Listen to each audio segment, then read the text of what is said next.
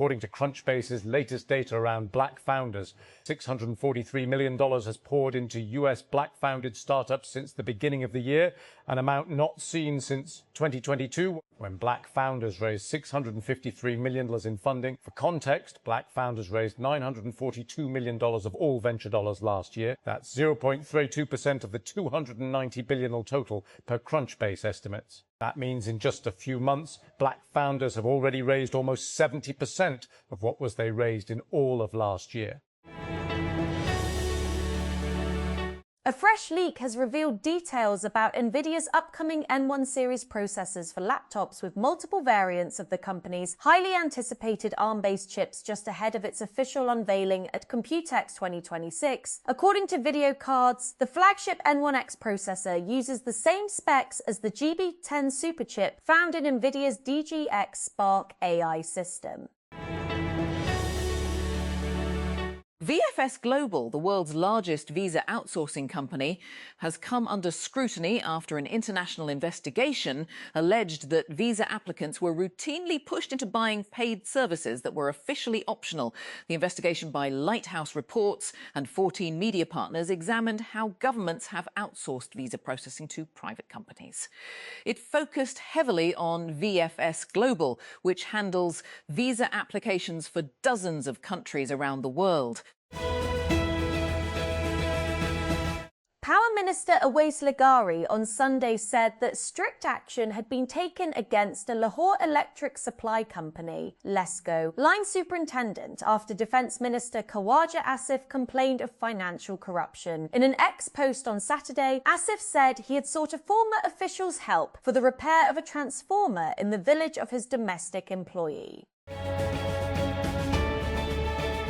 Palestinian journalist Muhannad Chishta yearns to visit the graves of his sisters, Reem and Wala, in Khan Yunis in southern Gaza, but there is a problem. They no longer exist on a map. The Sheikh Mohammed Cemetery in the Man area of Khan Yunis has been wiped from the map and replaced by the tents and armoured vehicles of an Israeli military outpost, according to recently updated satellite imagery added to Google Earth. Israeli forces have reached the outskirts of the southern Lebanese city of Nabatea and captured the strategic Beaufort Castle despite a ceasefire agreement in place since April. As analysts warn Israel is laying the groundwork for long-term control of territory inside Lebanon, the advance marks Israel's deepest incursion into Lebanon in more than a quarter of a century. Israeli forces now occupy about 2,000 square kilometres, 770 square miles, of Lebanese territory, nearly 1/5 of the country.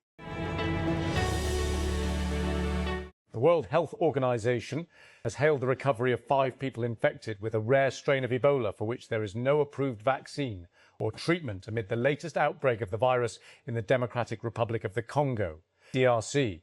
Director General Tedros Adhanom Ghebreyesus announced on Sunday that 4 people would soon be discharged from hospital after another patient was allowed to return home on Friday. Cristiano Ronaldo has become the world's highest-paid athlete for 2026, according to Forbes, after earning an estimated $300 million over the past 12 months. The 41-year-old Portuguese soccer star topped the Forbes list for the 4th year in a row and the 6th time in his career. His latest total is also his highest annual earnings figure so far.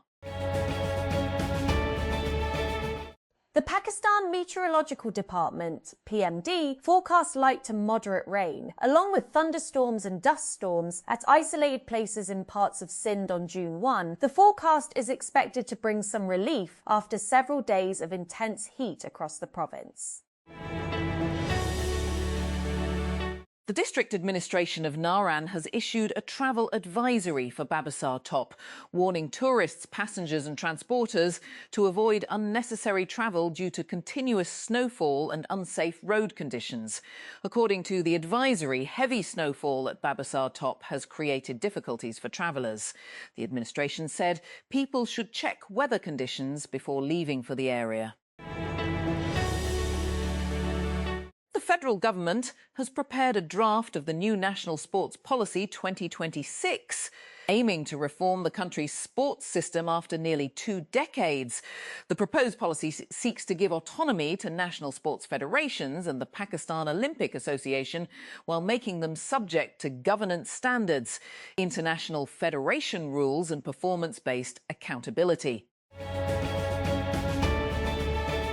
The Karachi Water and Sewerage Corporation, KWSC, said on Sunday that the city was facing a shortfall of 54 million gallons per day, MGD, after electricity supply to northeast Karachi pumping station was disrupted due to a fault in K Electric's main cable. It also warned that this shortfall could increase if the cable was not repaired. Power Minister Awais Lari on Sunday said that strict action had been taken against a Lahore electric supply company, Lesco, line superintendent, after Defence Minister Khawaja Asif complained of financial corruption in an ex-post on Saturday.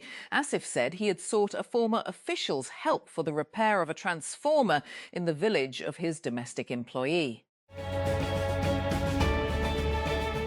The Israeli military has increased the zone in southern Lebanon that it has warned residents to evacuate from as it further expands its ground operations against Hezbollah. The Israel Defense Forces, IDF, reiterated its warning to everyone south of the Zahrani River to leave. The United States, Australia and the United Kingdom have taken a big step towards tackling growing threats to undersea pipelines and cables, which carry huge amounts of energy and data around the world. The three governments are planning to develop new unmanned undersea vehicles as part of their trilateral AUKUS defence pact. The South African squad's departure for the FIFA World Cup has been delayed due to a hold-up in the visas for Mexico, whom they face in the tournament's opening game in 11 days. The South African Football Association's SFA has said. Bafana Bafana, as South Africa's national men's football team is known, were scheduled to depart on a chartered flight from Johannesburg to Mexico City on Sunday morning, but remained grounded as visas for the co-host nation for some squad members were delayed. Japanese Defense Minister Shinjiro Koizumi has dismissed claims that Tokyo is pursuing new militarism and accused China of rapidly expanding its military with limited transparency. China continues to increase its defense spending at a high level, Koizumi said on Sunday at the Shangri-La Dialogue in Singapore. I am sitting in the sweltering Nevada heat watching a man struggle to lift a bar over his head. If the man manages to do it, he will win $250,000.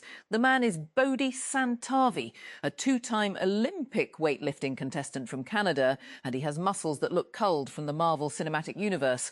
Massive, cartoonish arms that might as well belong to a superhero rather than a real human. Artificial intelligence is getting expensive, and companies are starting to rethink their embrace of the disruptive technology. Playing by a well-worn Silicon Valley playbook, AI companies charged rock-bottom prices to hook customers after ChatGPT burst onto the scene. MNA Ali Musa Gilani on Sunday denied reports of his deportation from the United Arab Emirates. "I was not deported at all. It's fake news. I travelled as per schedule and returned as per schedule." Musa, son of Senate chairperson Yousaf Raza Gilani, posted on X in response to a claim of his deportation. In a couple of decades, Morocco went from being regularly eliminated in the group stages of the Africa Cup of Nations, AFCON, and failing to qualify for several successive World Cups to sitting inside the top 10 of the FIFA men's rankings, reaching the semi-finals at the Qatar World Cup in 2022 and being considered credible contenders for the sport's biggest tournament this summer. Even more impressive is that the Atlas Lions' success is not limited to the senior men's national team, but has been spread across every age group and category. Karachi, Mayor Mortaza Wahab on Sunday said construction work around Karachi's Hill Park had been halted, while the opposition Muttahida Qaumi Movement Pakistan, MQMP, demanded that the PPP-led Sindh government investigate the matter. Spread over 62 acres and located in PGS, Hill Park was built in the early 1960s and is one of the largest parks in the city. Artificial intelligence is getting expensive, and companies are starting to rethink their embrace of the disruptive technology, playing by a well-worn Silicon Valley playbook. AI companies charged rock-bottom prices to hook customers after ChatGPT burst onto the scene. South Africa's sports minister has demanded an explanation following reports. The country's football team has been delayed in travelling to Mexico ahead of the World Cup due to visa issues. National broadcaster SABC said an administrative bungle meant some players had not been issued with visas. No other details were given. A total of 219 people have been injured in clashes between football fans and police across France after Paris Saint-Germain. PSG won the Champions League final against Arsenal. 8 were in a serious condition, Interior Minister Laurent Nunez said. Thousands of officers were deployed to curb unrest that disrupted bus, train and rail services in the capital, Paris. 57 of them were injured. Hungry and weak, the Laos cave survivors huddled together in damp darkness for 11 days, clinging to hope as a wall of water blocked their way out. When they noticed the water finally start to recede, they somehow found the strength to attempt a daring escape, completely unaided, shocking the rescue team above ground when they appeared at the cave entrance on Saturday. Ukrainian drones have struck energy and industrial targets across several Russian regions, Russian authorities say, in an escalating campaign of strikes against infrastructure. In Saratov, a region on the Volga River with several oil refineries that has come under regular Ukrainian attack in recent years, Governor Roman Basarjan said on Sunday on Telegram that civil infrastructure had been damaged in the overnight strikes.